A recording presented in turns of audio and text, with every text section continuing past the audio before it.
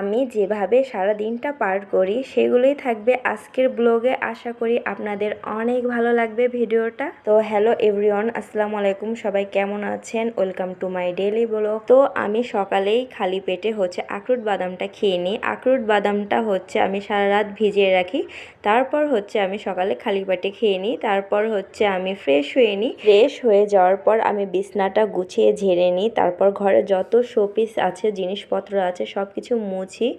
আর এই কাজটা আমার ছোটোবেলা থেকেই, আমি ছোটো থেকেই ঘুম থেকে উঠে আগে জিনিসপত্র মুছে ঝেড়ে তারপর ঝাড়ু দিয়ে নিই। কারণ আমার আম্মু বলে ঘর বাড়ি মুছামুছি না করে, ঝাড়ু না দিয়ে নাস্তা খেতে হয় না। তো এই কাজটা আমি করি, আর আমার আম্মু সবসময় থালা বাসনগুলো মেজে দেয় আর নাস্তা করে। আম্মু একদিকে নাস্তা রেডি করছে আর একদিকে আমি ঘর বাড়ি গুছিয়ে ঝাড়ু দিয়ে নিয়েছি। আর ঘর বাড়ি ঝাড়ু দেওয়ার পর দেখুন কত সুন্দর লাগছে। ঘর বাড়ি পরিষ্কার আমাদের ফ্যামিলির সবাই অনেক পছন্দ করে, আর কত সুন্দর লাগছে না এখন দেখতে। তারপর নাস্তা করতে বসে গেলাম, আর নাস্তা নিয়েছিলাম রং চা আর বিস্কুট। আমি আর আম্মু সকালে ভারী খাবার পছন্দ করি না, হালকা পাতলাই পছন্দ করি। আমার ভাবি থাকলে খিচুড়ি, রুটি, পরোটা এগুলো করে, কিন্তু আমরা খাই না, আমাদের ভারী খাবারটা অত পছন্দ না।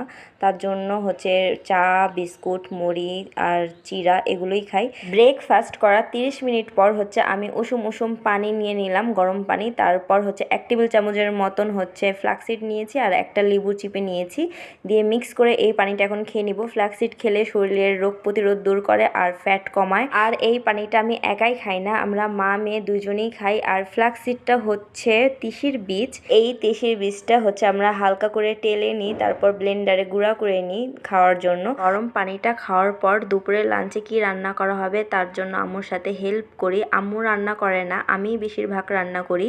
আর আমার ভাবি যখন বাসায় আসে ও রান্না করে, দুইজন মিলেই রান্না করি। আমার আম্মু রান্না করে মাঝে মধ্যে আর কি, যেহেতু আম্মু অসুস্থ থাকে আর চোখে একটু কম দেখে, তার জন্য আম্মু রান্না করে না। তো দুপুরে লাঞ্চে রান্না করেছিলাম কাঁকরোল ভাজি লম্বা লম্বা করে কেটে, আর কচু, পটল, আলু দিয়ে কাতলা মাছের ঝোল করেছিলাম। আর এদিকে রাইস কুকারে ভাতটাও বসিয়ে দিয়েছি, ভাতটাও হয়ে গেছে প্রায়।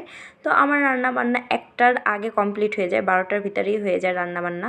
তারপর আমি পুরো রান্নাঘরটা ক্লিন করে একদম থালা বাসন ধুয়ে পরিষ্কার করে নিই, কারণ ফার্স্টে আমি বলেছিলাম পরিপাটি করে রাখতে আমরা ভালোবাসি। আর রান্না করার আগে আমার আব্বু রোজ সিঙ্গারা পুরি নিয়ে আসে, কিন্তু আমি পুরিটা খাই না, সিঙ্গারা খাই, তার জন্য 1 পিস সিঙ্গারা খেয়ে নিয়েছি। রান্না বান্না শেষ করে, সকল কাজ শেষ করে আমি 1 ঘন্টার মতন এক্সারসাইজ করেছি। তারপর গোসল করে এসেছি। গোসল করার পর এখন আমি লাঞ্চটা করে নিব, তার জন্য খাবারগুলো রেডি করছি। খাওয়ার আগে আমি শসা কুচি করে নিয়েছি, আমি ছোলা সহ শসাটা কুচি করে নিয়েছি। তারপর হালকা একটু লবণ দিয়েছি, মানে অল্প একটু। তারপর দিয়ে দিলাম সানফ্লাওয়ার সিড 1 টেবিল চামচের মতন, দিয়ে সুন্দর করে মিক্স করে একটা সালাদ বানিয়ে নিলাম। সানফ্লাওয়ার সিডটা সূর্যমুখীর বীজ, আর আমি সানফ্লাওয়ার সিডটাও একটু তেলে নিয়েছি, দিয়ে ব্লেন্ডারে গুঁড়া করে একটা বয়ামে রেখে দিয়েছি। তারপর লাঞ্চটা করার জন্য আমি থালিটা সাজিয়ে নিলাম। ভাত নিয়ে নিয়েছি 1 কাপের মতন, তারপর কাঁকরোল ভাজি নিয়েছি, লেবু নিয়েছি, আর সালাডটা নিয়েছি। আর লেবু না হলে তো আমাদের হয় না, লেবু দিয়ে ভাত খেতে আমাদের অনেক ভালো লাগে।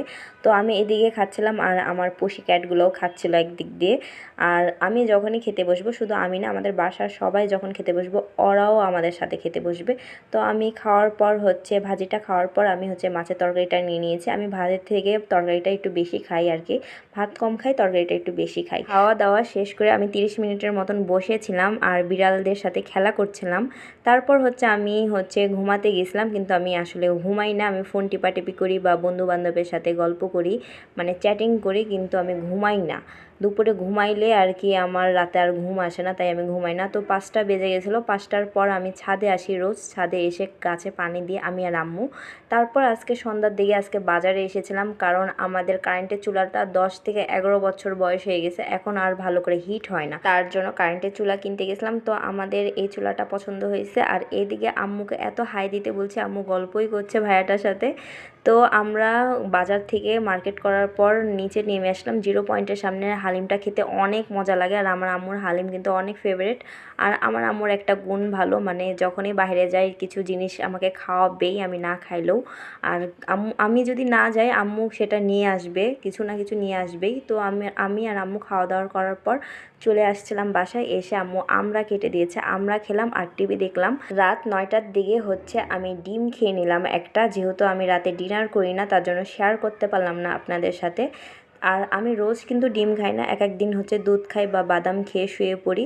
আর শোয়ার আগে 10 মিনিট হাঁটার পর আমি হচ্ছে সেই সকালের ফ্লাক্সিডটা বানিয়ে খেয়ে নিই। তো আমি এভাবেই সারা দিনটা পার করি। আমার এই সারা দিনের ভিডিওটা আপনাদের কাছে কেমন লাগলো কমেন্ট করে জানাবেন, তাহলে আমি আরও বেশি বানানোর চেষ্টা করব, যেহেতু আমি রান্নার ভিডিওই বেশি বানাই। যদি ভালো লাগে কমেন্ট করে জানাবেন। তো ভিডিওটা আজকের এই পর্যন্তই। ভিডিওটা ভালো লাগলে লাইক ফলো শেয়ার করে দিন আর আমার ইউটিউব চ্যানেলটাকে সাবস্ক্রাইব করে দিন। আল্লাহ হাফিজ।